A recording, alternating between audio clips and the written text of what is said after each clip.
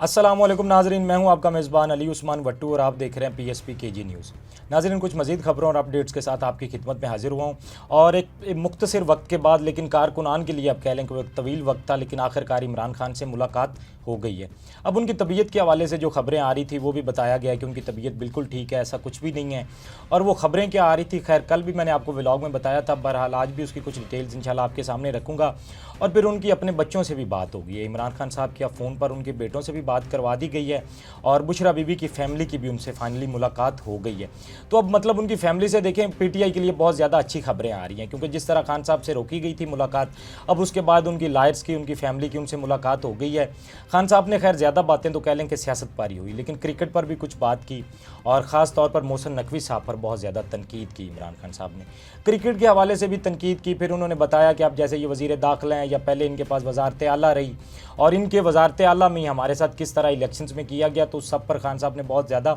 बात की। फिर खान साहब ने कुछ डायरेक्शंस भी दी हैं। अब आप कह लें कि पीटीआई के जिनके पास हुकूमती ओहदे हैं, खान साहब ने कहा है कि उनसे ओहदे वापस ले लिए जाएँ और जो पार्टी के ओहदे हैं अब वो कह लें कि पार्टी के उन कारकुनान को देने की उन्होंने प्लान किया है कि जो ग्रास रूट पर काम कर रहे हैं और ख़ास तौर पर जो पीटीआई पर मुश्किल वक्त रहा है, जो इस वक्त में पीटीआई के साथ खड़ा रहा है, खान साहब ने फैसला किया है कि वो ओहदे उनको दिए जाए। तो इंशाल्लाह इस हवाले से भी जो अपडेट्स हैं उस पर भी हम लोग बात करेंगे। और फिर आज पता है आपको, इस्लामाबाद के अंदर एपीसी की कॉन्फ्रेंस भी होने जा रही है, ऑल पार्टीज़ कॉन्फ्रेंस, जिसको आप कह लें कि नेशनल कॉन्फ्रेंस का भी नाम दिया गया है। तो उसके हवाले से भी जो अपडेट्स हैं इंशाल्लाह वो भी मैं आपके सामने रखूँगा। और सबसे पहले हम लोग बात का आगाज़ कर लेते हैं जो इमरान खान साहब की सेहत के हवाले से खबरें पीटीआई की जानिब से दी जा रही थी। अब ये पहले भी ऐसा हुआ था, जब खान साहब से मुलाकात बंद की गई तो तब कासिम सूरी साहब की जानिब से कुछ इस तरह की खबरें दी गई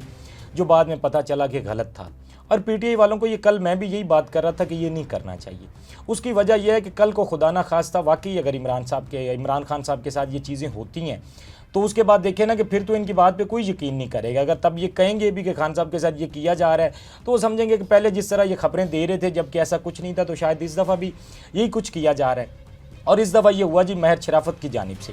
अब महर शराफत साहब की जानिब से ये चीज़ की गई, लेकिन बहरहाल जब आज मैंने उनका ट्विटर देखा तो उनकी टाइमलाइन पर एक ट्वीट किया गया था और उसमें उन्होंने माजरत की थी। और दिल तो मेरा बहुत था कि इस पर आज बात की जाएगी और बहुत ज़्यादा मैं बात करना चाहता था, लेकिन जब मैंने उनका ट्वीट देखा और उन्होंने अपनी गलती को माना भी, इस बात पे माजरत भी की और उन्होंने कहा कि जो मुझे खबर दी गई थी वो गलत है, तो बहरहाल ये एक अच्छी चीज़ है कि उन्होंने कम से कम इस चीज़ को तस्लीम किया। और आइंदा आने वाले वक्त में भी जब तक आपको खबर की तस्दीक नहीं होती है तो इस तरह की खबर नहीं फैलानी चाहिए।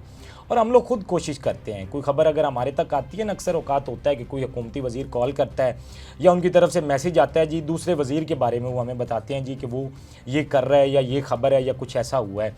और फिर उनकी हमें कॉल आ जाती है। वो जो पहले साहब होते हैं जिन्होंने उनके बारे में बताया होता है वो कुछ उनके बारे में हमें बताते हैं। तो हम लोग भी कोशिश करते हैं कि फिर किसी थर्ड पर्सन से, फोर्थ पर्सन से उस खबर को कंफर्म करते हैं ताकि पता चल सके कि असल में हकायक क्या हैं, और हकायक जानने के बाद आप तक खबर पहुंचाते हैं ताकि फिर वो एक होता है ना कि बंदे को खुद तसल्ली हो जाए। सिर्फ किसी से जब आपने सुन ली और आपने वो खबर आगे पहुंचा दी तो फिर आपको बाद में जिस तरह महर शराफत साहब को पता चला कि वो गलत इन्फॉर्मेशन थी तो उस पर फिर चीज़ें और तरफ चली जाती हैं। तो इसलिए इस बात का बिल्कुल ख्याल करना चाहिए, ख़ासतौर पर पीटीआई के लोगों को। और थोड़ा अब खैर आगे बढ़ते हैं। अब इमरान खान साहब से मैंने आपको बताया कि जेल में जिस तरह मुलाकात हुई है, अब खान साहब की 6 महीने के बाद आप कह लें कि उनके बच्चों से चौथी बार बात करवाई गई है, लेकिन बहरहाल उनके बच्चों से भी बात हो गई है। और फिर कहीं ना कहीं खान साहब को लगता है कि जेल के अंदर मैच की भी सहूलत मौजूद थी, शायद उन्होंने पीटीवी पर देखा, बहरहाल उन्होंने मैच भी देखा और मैच के हवाले से वो काफ़ी गुस्सा थे। उन्होंने बताया कि इन्होंने टीम के साथ क्या कुछ किया है मोहसिन नकवी ने, और क्या कुछ टीम के साथ हुआ है, और हार पे वो बहुत ज़्यादा दुखी थी। अलीमा खान साहबा ने भी आकर बताया कि वो मैच की वजह से बहुत दुखी थे खान साहब, जिस तरह पाकिस्तान मैच हारा है। और फिर देखे ना कि मैंने आपको बताया खान साहब ने अब कुछ फ़ैसले भी लिए हैं, वो फैसलों की तो मैं आगे चल के बात करता हूँ, लेकिन एक चीज़ वो और भी करने जा रहे हैं। उन्होंने फ़ैसला किया है कि वो एक ख़त लिखेंगे और वो चीफ़ जस्टिस साहब को ख़त लिखेंगे जेल के हवाले से, क्योंकि पहले भी वो ख़त लिखते रहते हैं, बल्कि ये ख़त पे तो बहुत ज़्यादा बात भी की जाती है। अगले दिन एक एंकर अपने शो में बात कर रही थी कि ये ख़त आता खान साहब का कैसे है, ये लिखा कैसे जाता है, ये पहुंचता कैसे है। तो ये अब बहरहाल देखना होगा कि इस दफ़ा जो ख़त लिखा जाता है उसकी क्या हकीकत होती है और क्या वो ख़त लिखते हैं। और फिर इमरान खान साहब को बताया गया जो सिंध का दौरा था, उस हवाले से भी सलमान अकरम राजा साहब ने उनको बताया और सारी डिटेल्स उनके सामने रखी कि क्या कुछ हुआ है वहाँ पर और क्या सूरत हाल थी। और अब जो एपीसी की जो आज मीटिंग भी होने जा रही है, कॉन्फ्रेंस होने जा रही है, तो उस हवाले से भी खान साहब को बताया गया। और एक खान साहब ने जो बड़ा फ़ैसला लिया, उन्होंने ये फ़ैसला लिया है कि जिन लोगों के पास हुकूमती होते हैं, ख़ासतौर पर पीटीआई के लोगों के पास, अब उनसे पार्टी के ओहदे खान साहब ने कहा कि वापस लिए जाएँ और वो पार्टी के ओहदे उन्होंने कहा है कि उन कारकुनान को दिए जाएँ जो ग्रास रूट पर कह लें कि काम कर रहे थे और उनको कह लें, क्योंकि पीटीआई पर एक बड़ा मुश्किल टाइम रहा है, पीटीआई एक मुश्किल वक्त से गुजरी है, तो जो लोग ऐसे वक्त में साथ रहे, खान साहब ने कहा कि ये ओहदे उनको दिए जाएँ। अब आपको वली अमीन गंडापुर की अगर मिसाल ले लें तो उनके पास वजारत आला भी थी, साथ साथ उनके पास केपीके की सदारत भी थी, लेकिन केपीके की सदारत खान साहब ने वापस लेके जुनैद अकबर साहब को दी। और अब भी कुछ ऐसे लोगों को जो लाया जा रहा है उसकी वजह भी शायद यही है कि जुनैद अकबर साहब अपने खुलकर फैसले ले सकें और वो काम कर सकें, क्योंकि आप कह लें कि पंजाब के अंदर भी आलिया हमजा साहिबा को या केपीके के अंदर जुनैद अकबर साहब को ये ओहदे दिए गए थे और कहा गया था कि नए सिरे से तंजीम साजी भी करें, दोबारा से जो है नई बॉडीज़ बनेंगी या पीटीआई की, और उन्होंने कहा कि यूसी लेवल तक इस पर काम किया जाएगा। तो अब जुनैद अकबर साहब को इस हवाले से भी खैर वो कह लें कि थोड़ा फ़ायदा होगा और खान साहब ने या कह लें कि पीटीआई के अंदर आपको ये ओहदे लोगों से जाते और नए लोग आते आपको नज़र भी आएंगे। थोड़ा सा आगे बढ़ते हैं, शेर अफजल मरवत साहब के हवाले से बात करते हैं। कल खान साहब ने उस हवाले से भी क्योंकि बात की और उन्होंने कहा कि शेर अफजल मरवत साहब अब दोबारा पार्टी में नहीं आ सकते हैं, वो ज्वाइन नहीं कर सकते क्योंकि उन्होंने पार्टी डिसिप्लिन की खिलाफ वर्जी की थी। खान साहब ने कहा था कि मैं ये शेर अफजल मरवत को भी कहा था कि आप इस तरह की बातें ना करें, जो अंदरूनी मामलात हैं उन पर ज़्यादा बात ना करें, क्योंकि पीटीआई जिस वक्त से गुजर रही है फिर मुखालिफिन को ज़्यादा बोलने का मौका मिल जाता है। लेकिन शेर अफजल मरवत साहब खामोश नहीं रहे और उसके बाद उन्होंने जब पार्टी डिसिप्लिन को वायलेट किया तो उसके बाद फिर उनको जमात से निकाला भी गया। और एक बात और देखी जाए, मैं एक चीज़ पर गौर कर रहा था कि शेर अफजल मरवत साहब पार्टी में निकाले जाने के बाद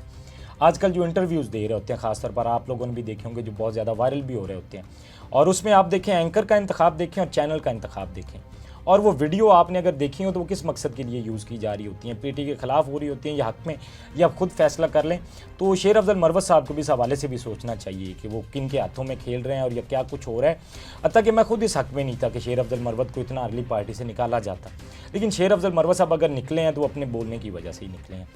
और कल अब कह लें कि सलमान अकरम राजा साहब जब इस हवाले से खैर उनका मामला भी फिर उनसे ही था, तो वो भी कल बात करते हुए यही कह रहे थे जी कि उनके खैर अल्फाज थे कि अपनी ज़बान को लगाम देनी चाहिए, मतलब यह है कि खामोश रहना चाहिए, और जो लोग नहीं देंगे उनको खान साहब ने कहा है कि पार्टी से फिर अलग होना पड़ेगा और उन्होंने अलग किया भी है। तो शेर अफजल मरवत अब खैर देखना होगा कि इस हवाले से फिर क्या चीज़ें होती हैं, उनकी वापसी के अब तक तो मुझे इम्कानात नहीं लग रहे हैं। बहरहाल देखते हैं आने वाले वक्त में इस हवाले से क्या होता है। अच्छा जी, अब थोड़ी सी बात करते हैं नेशनल कॉन्फ्रेंस के हवाले से जो आज इस्लामाबाद के अंदर कह लें कि मुनक्किद होने जा रही है। अब ये एक तरह से नेशनल एजेंडा था, और नेशनल एजेंडा क्या है जी कि आइन की बालादस्ती और कानून की हुक्मरानी, ये इस चीज़ के लिए आप कह लें कि काम कर रहे हैं। और मैंने आपको बताया था सिंध का उन्होंने दौरा किया, वहाँ पर खान साहब के पैगामात उन्होंने लोगों तक पहुँचाए,